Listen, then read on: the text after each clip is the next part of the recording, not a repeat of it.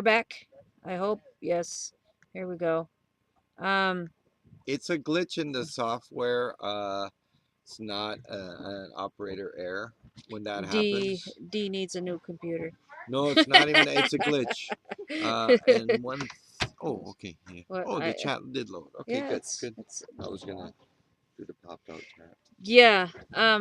Yeah, that's basically what this guy was. If it got very calm and quiet at the camp, he basically wanted to make sure that the something would happen. That's some it could never stay calm. What? Yeah, yeah. Just press. Yeah, Continue? yeah, yeah. Yeah, like it could never stay calm. This guy just would, uh, out of the blue, he'd be sitting there calm as anything, and the next thing you know, he has the bullhorn in his hand and he's threatening to blow up something. Um, there was never a you never knew what this guy was going to do or say, and it was very scary, very tense at times. And like I said, right from that last video where I showed you that Miles Howe was the first one talking, that was the day that we went and sat with Allward, and you were with us, weren't you? And Pohl is here. She's just been kind of observing the the live stream. She's catching the live stream literally live. But she was there too, and I keep trying to explain that the people had such a misconception about that day that they thought that we were there to to throw the kibosh on the whole like we were selling out and we were doing this and we're yeah yeah exactly and like and it was this guy, it was Jim Pictou that put it in their heads that we're up there to negotiate everything away. We're going to go against our own treaty rights and we're going to do this and we're going to do that. He had them truly believing that we were going up there to sell out. The way I saw it that day was that it was a meeting between leaders, and each leader had brought their people with them. Basically. And, yeah. And well, I'll take a seat. Thanks, Steve. I'm just going to unplug my mic so you guys can hear her. There we go.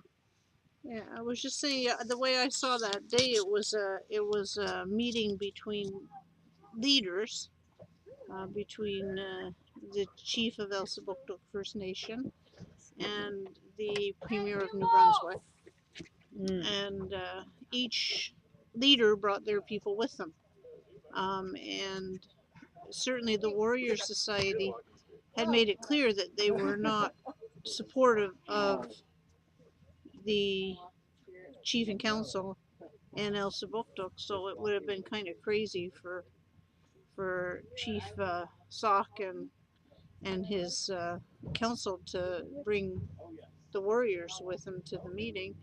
Just the same as I suppose it would have been crazy for Premier Allward to bring the leaders of opposition parties or something like that, just because they happen to be in Parliament together or in the legislature or whoever, so it really was just a meeting of the two leaders with their people there, and Chief Aaron brought quite a number of people from Elsipogtog from different parts of the community who were supportive of his leadership on the issue, and he also brought with him some allies from Kent County, from the French and the English communities, and I was honored to be one of the ones who came from the English community. So I suppose you could say that Premier Allward brought some of his allies because he brought a whole bunch of cops and detectives with him and whatever. So, so it was pretty evenly balanced, but it didn't have anything to do with the Warriors. It was a meeting between two sets of elected leaders, really. Yeah. And their backup. And their backup teams, yeah. So I know some people got real upset about it. Some people got really Nose at a Joint put out that they weren't in the invitation, but you know, you can't really be expected to be invited to be part of somebody's support team when you've been kicking at them for, Yeah, exactly. for months on end under fire. Yeah.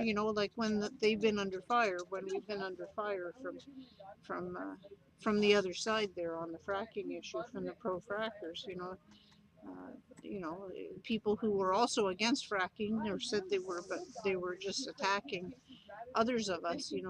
Those people couldn't expect that they were going to get invited to be part of that event. They really couldn't.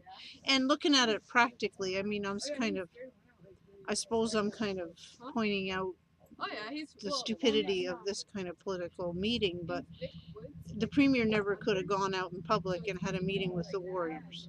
No. So, I mean, but there was no point in him having a meeting with the warriors. There was maybe a point in him trying to sit down and talk with the leadership of the Elsipogtog First Nation, maybe some kind of mutual understanding could be accomplished. As it turned out, it was very clear right from the beginning that it couldn't. We all knew that pretty much going in, but it's still something that Chief Aaron Sock had to try. He had to try it. Mm-hmm. And, for the sake of, as he said, the high level of criminalization of Aboriginal people in this country, and his concern for the young people who, if things progressed the way he saw them progressing, mind you, this was October 6th, and it wasn't until October 17th that most of the arrests occurred. And after that, but he said, he really didn't think it would be good for there was history taught or experience has taught First Nations leaders that when their youth become criminalized, it's often a one-way street downhill. And he was extremely upset at the thought that standing up for their rights was going to result in a lot of young people from the community being criminalized, which is exactly what happened. So he had to try everything he could try, as a leader, as an elected leader of this community, to meet with the other leader. And you could see that Premier Allward had not the least bit of concern about that. That didn't bother him in the least. I think he probably figured, the more people got locked up, the better. But anyways, he's not the premier anymore. Yay! So we've done something. This was a referendum on fracking this election. Yeah. My voice is so much stronger than yours. I'm gonna turn this back down again. Okay. Yeah, like I said before, we were so accused, like viciously accused of going in there and selling out on our treaty rights and everything. Just to kind of back me up here, was treaty rights ever put on the table as a negotiation, or was actually there was no negotiations going on at all, as far as I saw. Around treaty rights? No, when we were talking with October 6th, when we were meeting, that's the date, October 6th? Yeah. Okay. I couldn't remember the date. When Chief Aaron met with Premier Allward and with us, we all came together at that hotel in Moncton. No, treaty rights was never on the table. There was never any discussion of backtracking on any rights. The conversation was totally around, as I recall it was totally around how to prevent criminalization of protesters who were protecting their rights. Yeah. And it started with that guy from Restigouche, or was it Clifford Larry, or who was there was some, I know Clifford or Larry Clifford. I keep getting one of them. I'm not sure who he was. He puts the name backwards and forwards, but he passed away recently, an elder from I think he's from Eel Ground or Red Bank or somewhere. Burn Church. Okay, well, he passed away recently from cancer. Now, I met him at a couple of the things, and I can't remember if he was the person who was there on behalf of the Grand Council, but there was someone there from the Grand Council. He might have been from Restigouche. He might have been one of them. He was a metallic. Yes. And he was and he started out by saying, what we're doing is protecting our treaty rights. Mm-hmm. We have the right to do this. Yes. That's where the conversation began. Yeah. And then Chief Sock spoke about the impact, the very real statistical evidence of the impact that this will have on the young people in his community if they become part of the criminal justice system as a Yes. result of this. And that's basically all we talked about. Then we went around the table and we all added our 2 cents about why we thought that, they should Why we were call there. off the dogs. And really, we basically told them too exactly why we were there at the meeting and why we were there to begin with at the protest, at the protection or whatever. Yeah, well, that like was that's after. kind of Yeah, that was after those two made their opening. Like the Yeah. leaders made their opening remarks, and Premier Allward made opening remarks too. And I think, I could be wrong, but I think Minister Craig Leonard, also made some opening remarks, or Paul Robichaud. I can't remember who the other person was. That one of his ministers, a couple of his ministers, also made some opening remarks. Yeah, just very. And then we went around the table and everybody Generic. spoke a bit, including all their staff. Yeah. And then it became basically a back and forth between David Allward and Aaron Sock about, like, is there anything to discuss here? Yeah. How can we discuss this? What terms of reference could we have? And Aaron was, I hope that this isn't seen as a confidence that should be kept to the closed meeting, but Aaron was in tears. Mm-hmm. Aaron was in tears at the prospect of how this was going to impact the young people in his community. Yeah. And I remember I went up to him afterwards and said, this is different.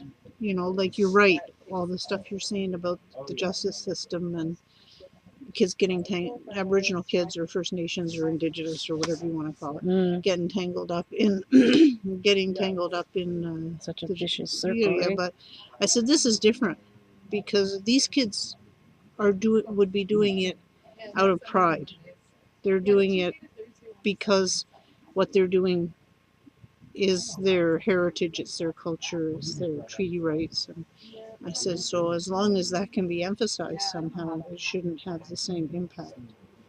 But there hasn't been a lot of that, and hopefully that will happen more with this October 17th commemoration, that honoring of people standing up. And I think too that there's way more people than we realize who are now under conditions. Yeah, there's a lot. Like, I think, what was it? We had a little rally in September because just before the election, where Swin got some approvals to go ahead with work from the government that's no longer in there. Yeah. And somebody said, how come there were so few people here from Elsipogtog? And I said, probably because they're all under conditions, like Yeah. they're afraid to go out. They're afraid they're going to get arrested, right? Yeah. I mean, even if Swin's nowhere nearby, right? But, the terms of reference are that you can't go to a protest. Mm-hmm. So it isn't even where Swin is. Many people have that very restrictive, which is probably a total violation of their rights. But these things haven't been brought forth. They need to be said out loud. They need to be acknowledged that the people who are under the conditions are people who are warriors, who have served their people and served them well, and those people need to be supported. And is there a way that we can allow them still to help support them, still to have a voice on this important issue? Yeah, that's one of the main reasons why I go. I've been doing the live stream is because I have too many conditions on me.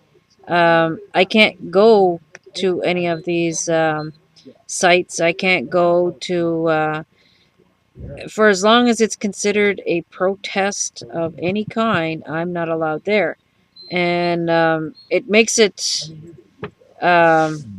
really bad. I mean, I was driving to Miramichi and that's when they had in front of Laketon. no, right in Miramichi, in front of the airport. They were Oh yes, the protesting Irving's. spraying, the Yeah, they were spraying. protesting sparing and all that stuff. And I'm driving, and of course, all the traffic is slowed down and everything. And all of a sudden, like I'm literally in front of a protest, and I'm looking like shit, And this is a couple times this happened to me that in Moncton, same thing. The Moncton, they were protesting the city council or something. Oh yes, right. Yeah, Yeah, and the dumping of the wastewater. yeah, and so I'm sitting there and at a light, I look over and I see all of these people walking on the road. I'm like, oh my God, they're protesting. I'm sitting here at a light. If an RCMP decides to go by, I'm screwed because I'm like way within the whatever perimeter of I forget how many. I think I'm like 50 meters. I can't be within 50 meters of any protest in New Brunswick. So that's Any two. So protest of any kind. any protest Of any of kind. any kind. So That's yeah, challenging, especially if you're going to use the yeah. main roads, because you might run into one or two. Yeah, that's the power I have. I can't be there, or I might unify somebody. But they yeah, they definitely they have tied my hands beyond tying my hands, and there's nothing I can really do except go on live stream and out some of these wrongs that have been done, and do to me I is think the right thing, and the honorable thing is to give the people the real story. I think it would Stuff. be interesting to do the real story on how many people are under conditions. Yeah. I think that would be interesting, like to somehow like There's maybe still today, we still have, I still have yet to be charged, but I'm under conditions. yeah. I have not seen my day in court yet. But I was just told Wednesday, we have a courtroom in our band office. It's actually part of our council chambers. Um, on Wednesdays, they have court. And they, there was still two of them. One pleaded guilty.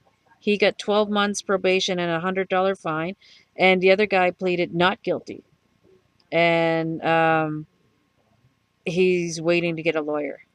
So like, they're still coming out. Like, there's still people today are still, almost a year later, still having to go to court.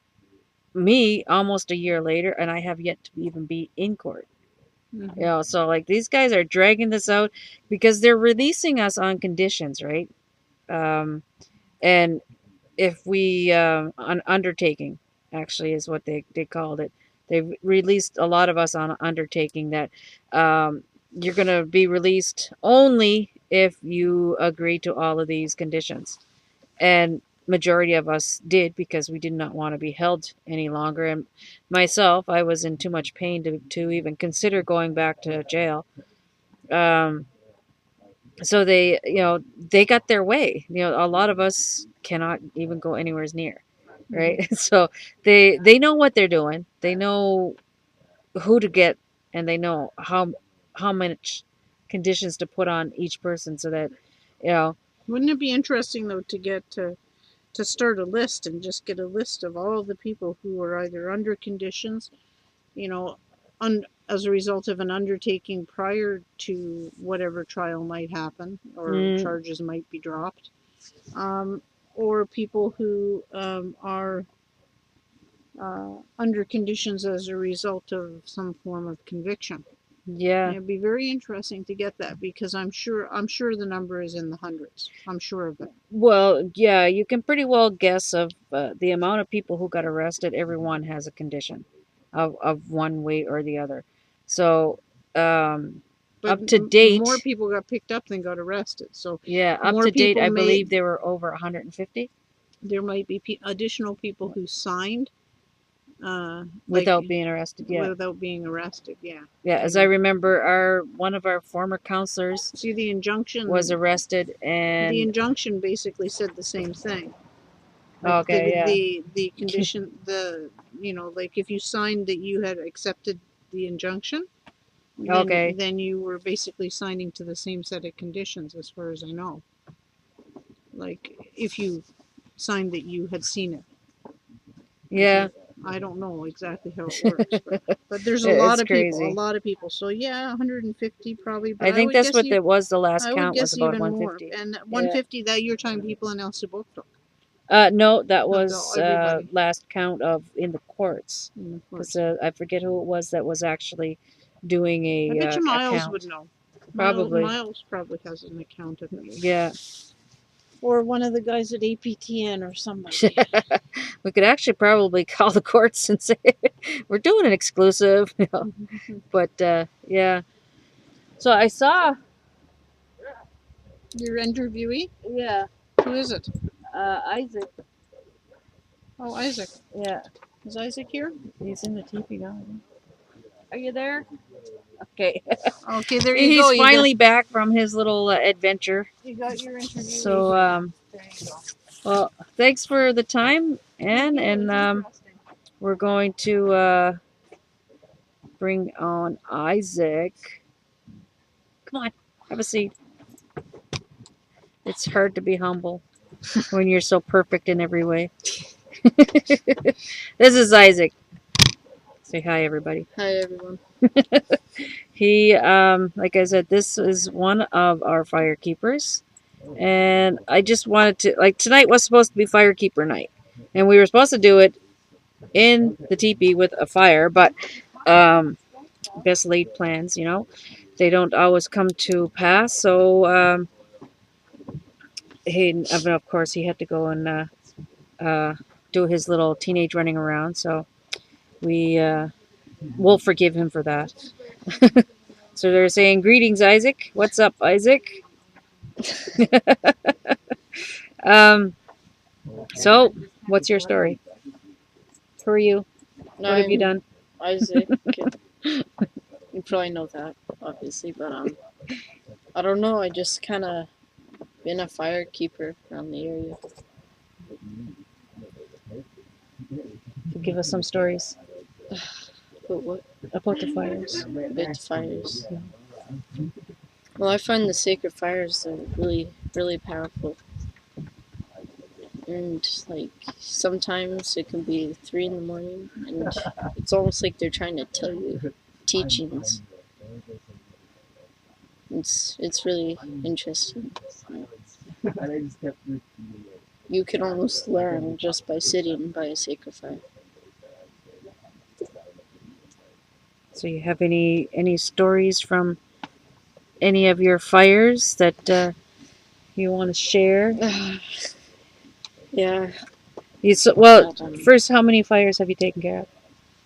I'd taken care of. My first one was at a powwow in Burnt Church. Then I went to Nova Scotia at Porcupine Lodge. So that's what it's called, yeah. Mm-hmm. And then also at the 134, I was a firekeeper. And I did one sweat, I think. Yeah, mostly sweat, not too long ago. I haven't done too many. Oh, just keep going. Anyways. Oh.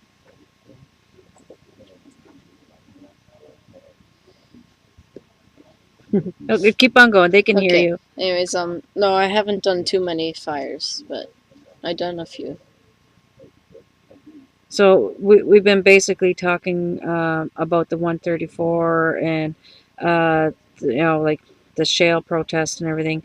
Was the 134 your first fire for the protest? The protection? Well, sort of it was, but Porcupine Lodge sort of set, like, leaded up to it. But, yeah, it was sort of the first anti-shale gas sacred fire. So what was the difference between the 134 sacred fire and the Porcupine Lodge sacred fire? Well, I found the 134 sacred fire was a lot more powerful. It just, it felt like it had a lot more strength behind it.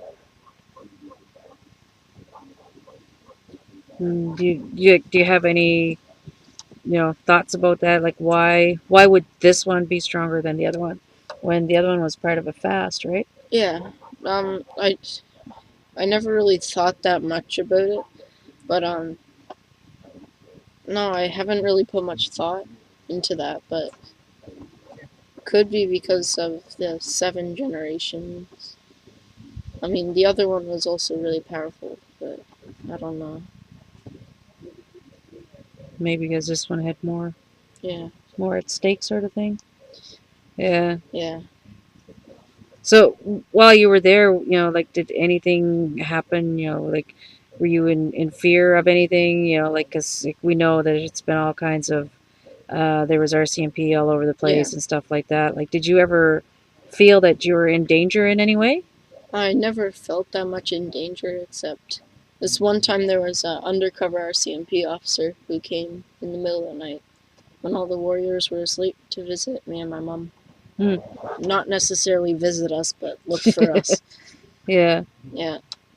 What'd he say? He was confused. He was like bright, clean shaven, shining camouflage, like brand new. Yeah. And he was really confused. He didn't know what was going on. So, like, what did he ask you? Like, He was no, he walked over and started looking at the fire. And so me and my mom asked him if he wanted to give an offering. So he just kind of looked at us with a blank stare. So then we told him that the tobacco was under a little tarp because it was sort of raining out. He just kind of looked at us with this blank face, and then my mom kind of explained to him, and then he just kind of said, "Oh, no thanks," and he just kind of like staggered away. You could tell he was really nervous. And then later he started talking on his cell phone.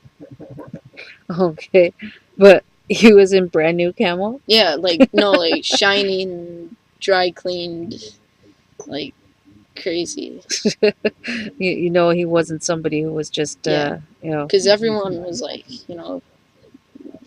they weren't like very tidy because they've been living on the side of a highway. Yeah. Yeah, he would really stick out then, right? Yeah. For sure, especially being clean shaven. Like, where in the heck is one of the guys gonna get a razor in the middle of nowhere? But so did you have any incidents or anything like that happen while you were there, or like was this something common? Like, did just strange people just that show only up? happened once, but the SWN, like the people who were security for their trucks at the compound, they were over there and they were playing East Indian music and trying to do like everything they could racially. My dad almost lost at them, but he didn't, luckily. No, they were swearing at my little brother. He was 7 at the time. They were just like crazy. Wow. So why did they swear at your brother? Like, what? I don't know. Like, I think they were trying to make my dad angry so they could like give an excuse almost to the police. Oh, okay, yeah. Like, because they were blasting East Indian music at 6:30 in the morning out of their trucks. Like, wrong Indians, right? Yeah, wrong type of Indian. Yeah, I noticed that seemed to be a common thing. Yeah. That we call them urban security because they're basically it's an Irving company. Yeah. But it was starting to get very common that these guys would provoke, and then they would be the first ones. They had RCMP on speed dial. Yeah. And they get the RCMP to come in, or what was happening a lot. Like, if something happened near the gate, of course they would call RCMP, and then of course we would get called to the gate, or the RCMP would, something would happen where either myself or the other I guess he was like the voice of our chief in a sense. He had the authority to speak on behalf of the chief, and he had a direct line to the chief. So almost like a counselor, but not. He wasn't on the council, but he. He was the one that they would call and say, "Oh, this is what's happening, and can you go check it out?" And then, of course, he would come over to me and say, "The RCMP are calling. Something's going on at the gate, or something's going on over here. Or can we go check it out and get these guys to calm down?" So this was a constant, not constant, but it was happening way too much.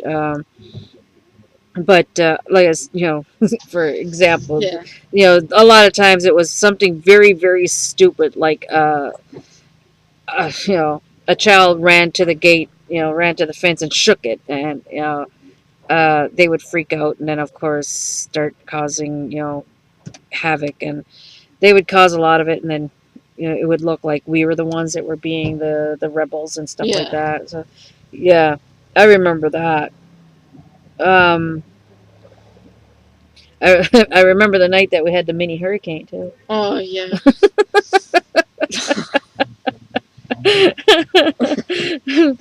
Your worst nightmare, huh? Oh my goodness. Yes. That was terrible. You want to tell them? Okay. Well, one of the nights when I was keeping the sacred fire, it just like that. I think it was later on that night. Actually, the RCMP guy in disguise came. It started raining heavier, like raining harder than you could believe. Like you could barely see your hand in front of your face, and it was just downpouring.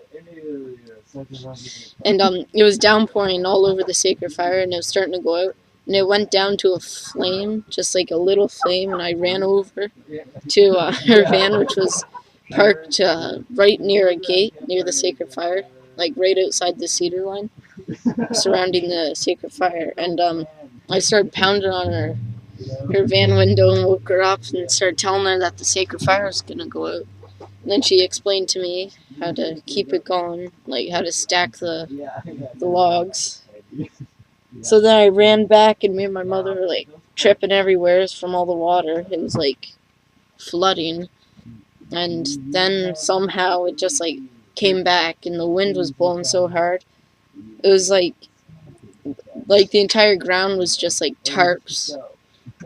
Everything was blown over except my little tiny tarp I had hooked up to two thin trees and two little sticks stuck in the ground. Everything just went. It really was. Everything was just everywhere. Yeah. Like tents flipped over 10 meters from where they were put up.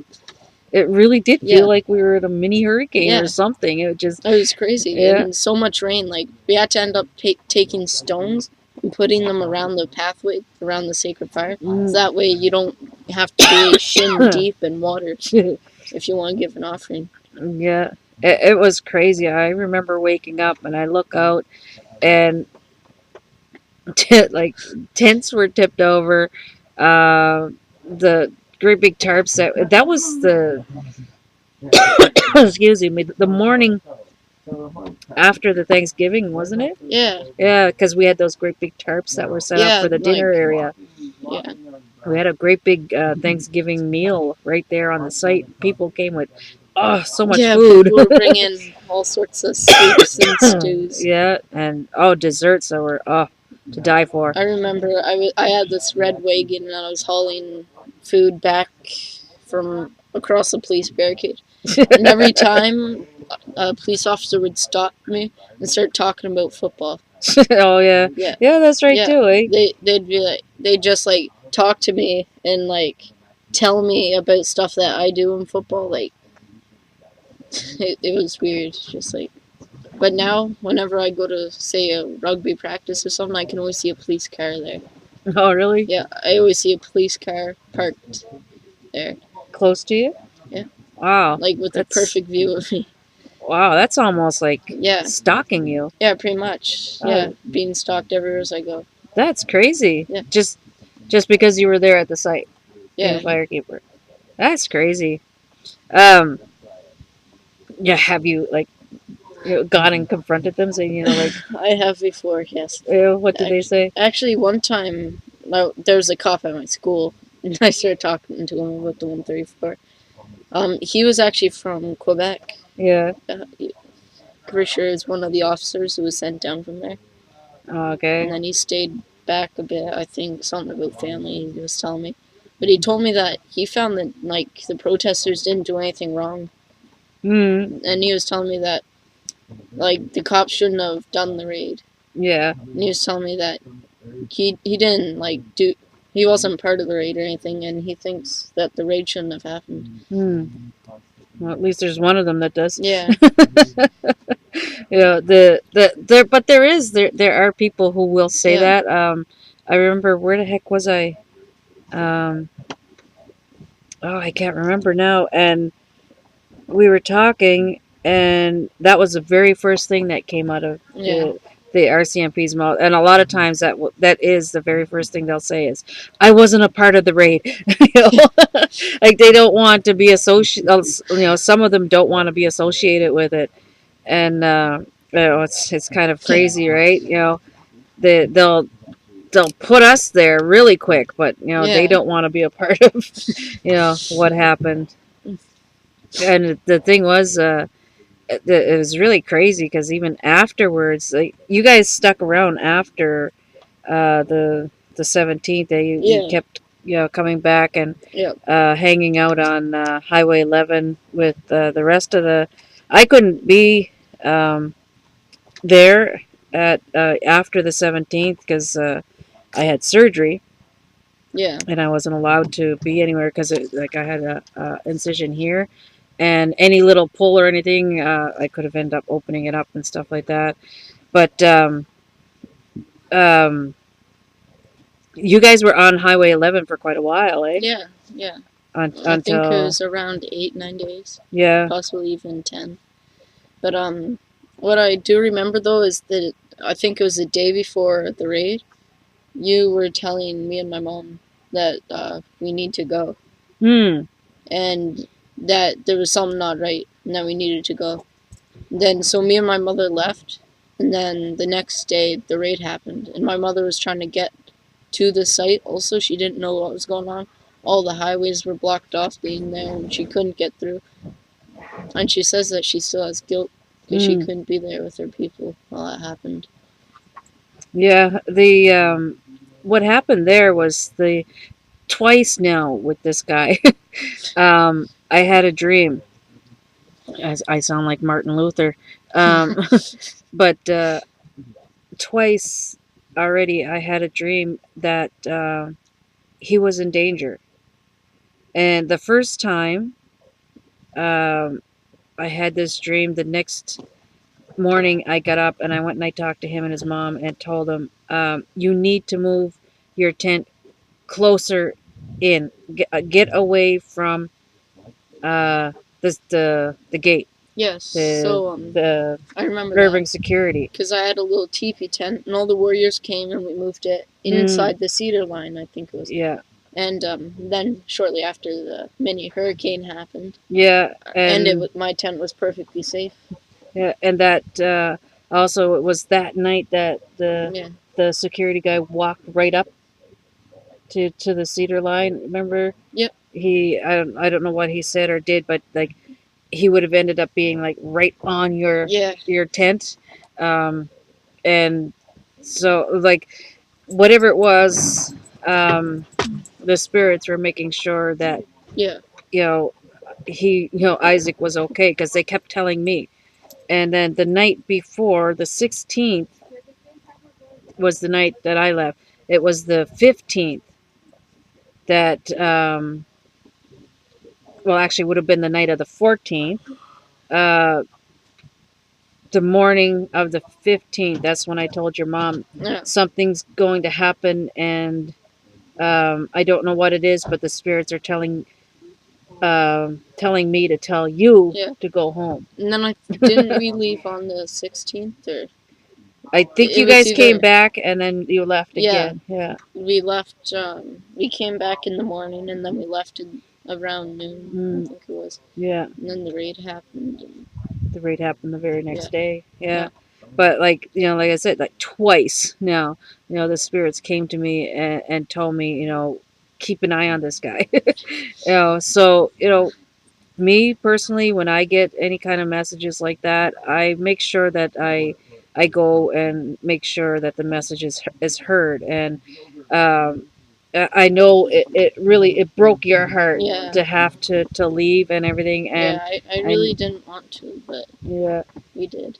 like I knew, it was breaking my heart to tell him he had to leave, but the spirits told me that he would be in danger, and that's the last thing that I would ever want for anybody. And like I said, like this kid is like, he's my nephew now, right? And I would never ever want any of my children to be in danger or anybody else's children. And that was, when I got that message to take care of him and make sure he got out of the area, and that was exactly what it was. Yeah. Send Isaac home. That was the message. And so I did that. And as dedicated as he is, I knew it was really breaking his heart. And Yeah. his mom, too, like her heart was breaking, that Yeah. knowing she had to leave and she had to take you home and stuff like that, right? Yeah. But it was for the better, really. Like, Yeah. you I survived. don't regret going. Yeah. And and neither do I. Like, I don't regret listening to the message that was given to me and telling me to leave. um I debated quite a bit on whether or not to leave. The night before, there was a lot of things that had happened, a lot of things that were said. We'll go into that, as we get closer to that date. But you know the but overall, like, other than like the whole 16 and everything else like that, overall, like, how would you describe your experience there at 134? It was really powerful. Yeah, it was just really powerful. And the like, we're part of the same lawsuit, his Yeah. family and mine. We're all together in this fighting and suing SWN and the government of New Brunswick, the government of Canada, and the RCMP. Anyway, so we all have our own stories and our own things that happen. And like, like Isaac said, the he feels that, like, even still today, he's being stalked by the RCMP. He goes to a rugby game, a football game, whatever, they're always there around him. And like, I kind of, I know they're not stalking me, but I sure as hell don't want them to be around me. I mean, I went to a friend's place earlier this afternoon, and they said, "Did you go through the check stop?" I'm like, "There was no check stop." "Oh, they must have closed it." I was like, "Thank God," because I would have been sitting there just a ball of nerves. Because if I ever get stopped by an RCMP, I swear to God, I'm going to have a major panic attack. It's like, just being around them, they just, Yeah. I can't handle it. But so, is there anything that you would like to share with anybody? I know it's getting late, and it's Yeah. getting a little chilly out here now. Yeah, just a bit. I wasn't expecting even to become a firekeeper. Like, it's just like the spirits kind of told me to, and it just happened. I didn't really even get a say into it. And it was at a powwow, and it just like happened in a blink of an eye. And then next thing I know, I was staying up all night watching the Sacred Fire, getting the teachings from some people. And I also got my first eagle feather then. And it just kind of, from there, just kind of everyone started calling and stuff. And then I got invited to do more Sacred Fires. Another earthquake.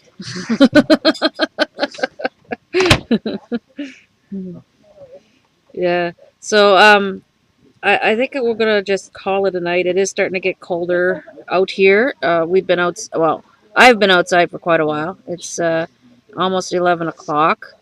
Um, so yeah, tomorrow I'm going to interview another one of the firekeepers.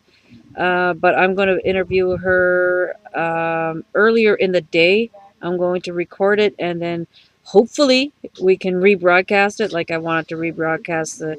Oh, he was one of them that was doing the baking today too. I wanted to show you guys that video, but unfortunately it's not working. Not sure what's going on with it, but we'll have it up and ready, and I'll give you guys. I'll show you, and we might even be able to. Oh, excuse me, do some live stream from the actual yard sale tomorrow. So for some of you who may be out there, maybe listening, maybe just wanting to check things out, you're bored, jump on the live stream. You just may see us out there at the yard sale. Hopefully it's going to be a nice day. Just pray for some sunshine over here for us. And yeah, if not, then we will definitely be back. Well, I will anyway. I'll be back on the air again, probably around the same time, 6 o'clock, around there, anytime. Um, and so what we're gonna do for, like I've been doing with every night, is I have been closing with the Mi'kmaq Honor Song. October is Mi'kmaq History Month. And like I said before, this is the words are there for you to look at and maybe to sing along. Some of you probably already know how to sing it by now, but basically, what we're gonna do is I'm gonna just put the video back on for you. So I'm gonna lower the volume back here so it's not gonna blast through you. And thanks, Isaac, for coming in, and maybe we can sit and talk again another time when we get closer to the date of the 17th. You're going to be here for the celebrations on the 17th? Yep. Cool. Yep. Alrighty. So this is Isaac, and we're going to sign off. And good night to everyone.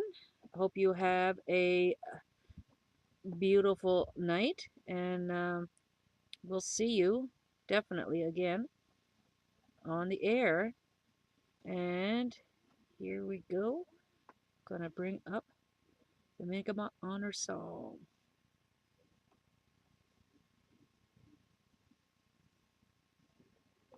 Oh, gotta bring my volume back up. Oops, son of a gun. There we go. Takes a few minutes to start, but it's gonna jump in there anytime now.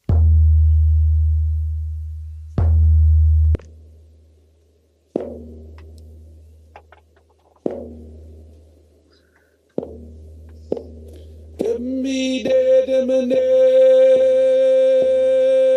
don't daddy all know this. Nigga much good, ma we done it. Give me the manage, don't what a big soul did. Nigga much good.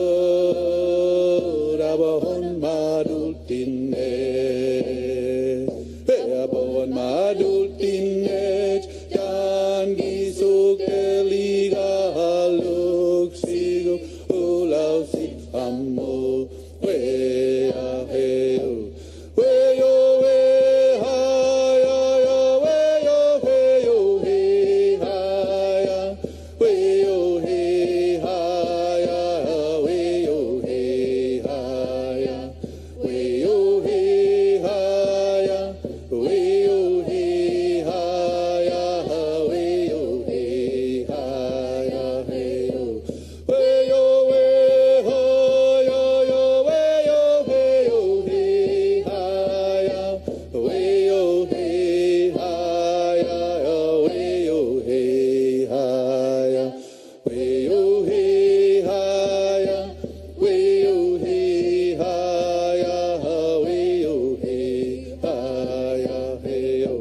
Give me the manage.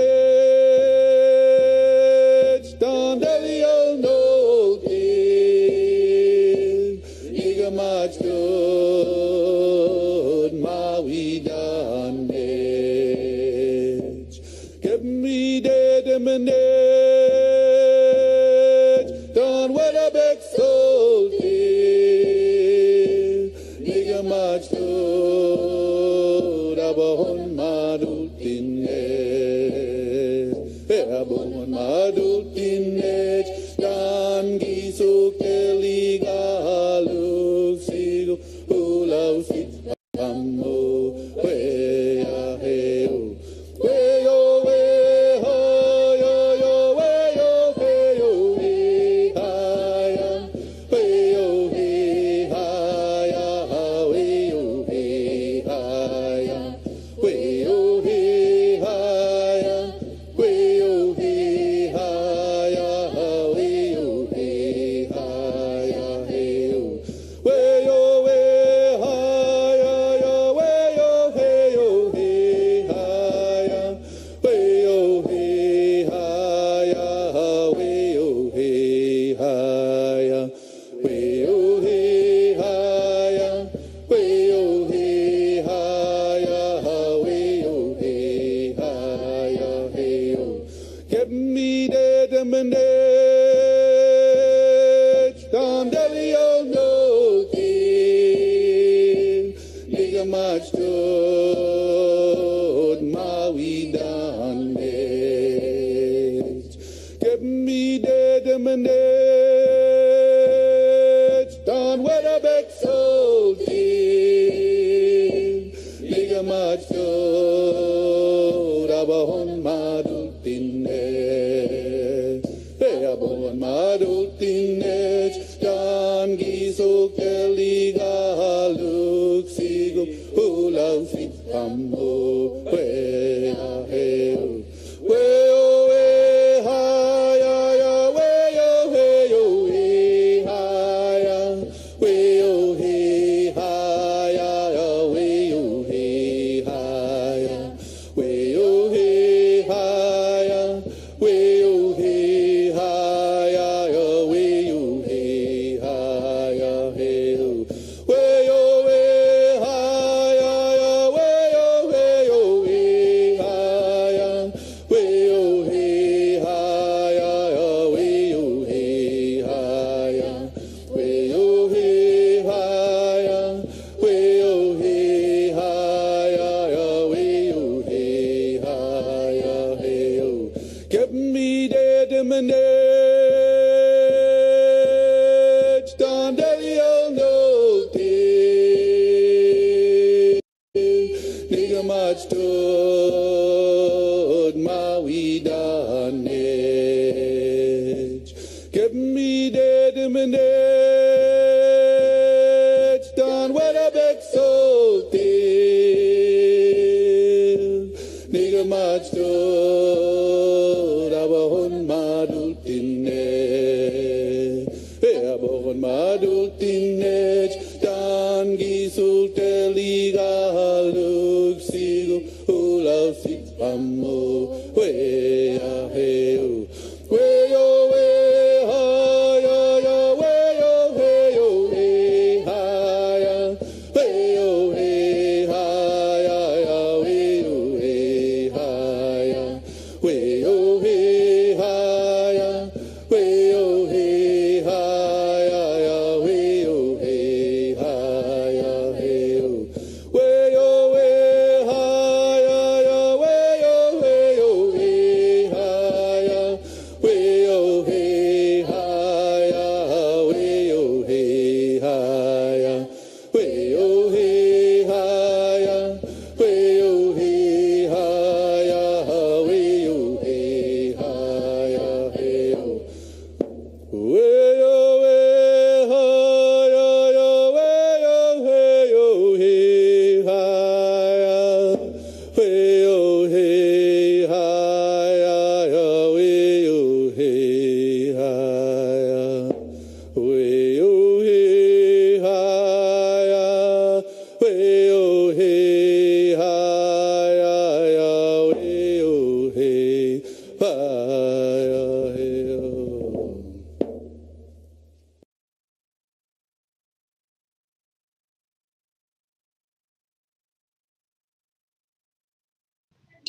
Yar, folks. Yar, and yar, and yar, yar. So, that is it for day 6 of our series. We'll be going every night around 5 to 6 p.m. Eastern from now to October 17th. This is ER. My name is Shanger. I'm a modern live stream director here at Occupy Toronto. I've been directing this show, even though Lorraine is perfectly capable and stuff, but we're here. So this is day 6. It started, it's a year in review of the blockade at Camp 134, which ended last October 17th, 2013, with a nasty RCMP raid, which has become world famous. You know, they were just real pricks. So Lorraine had an idea to do a daily show from starting September 29th to October 17th every day, just reviewing what happened at the camp and the blockade a year ago. And yes, so stay tuned tomorrow. We'll be doing 3 live streams tomorrow. During the day, we've been having a series of fundraisers. There's a community healing day this October 17th, you know, to honor the people who stood in the front lines against 500 to 800 RCMP officers last October 17th. We're not celebrating that, we're honoring the people who stood in the front lines of those nasty Indian killers known as the RCMP. Um, and so we're having a series of fundraisers. Tomorrow there's a yard and bake sale that they've been cooking up a storm. And we're going to show you footage from that during the day. Then around 6 o'clock Eastern, Lorraine will be back with day 7. And then my show at 10 p.m. Eastern Standard, my weekly masterclass show, Shanger's How to Live Stream Show, episode 87. It's the world's only masterclass show on how to live stream. And this week's guest is Punk Boy from San Francisco. He's been a regular. He's with Anonymous. He's with Occupy San Francisco since day 1. Yes, so stay tuned for that. Tomorrow's going to be a busy live stream day, and Occupy Central Hong Kong from Elsipogtog First Nations. Solidarity for Occupy Central, for peace and love, as they call it in Hong Kong. The foreign press has already dubbed what's going on in Hong Kong as the Umbrella Revolution, for the ingenious way that they use umbrellas to deflect all the numerous pepper sprays that the Hong Kong police are using against the protesters. Loving it.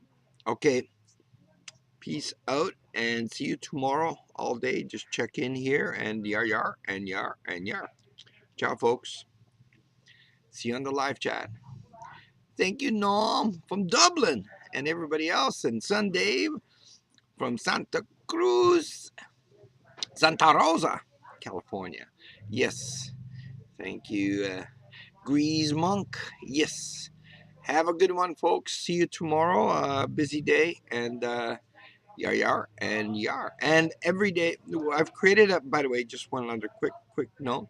At the Shanger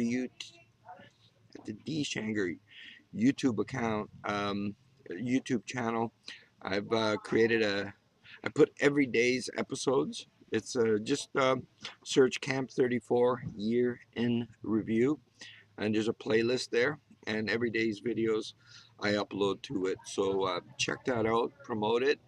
Yar! Okay, have a good one. Ciao, folks.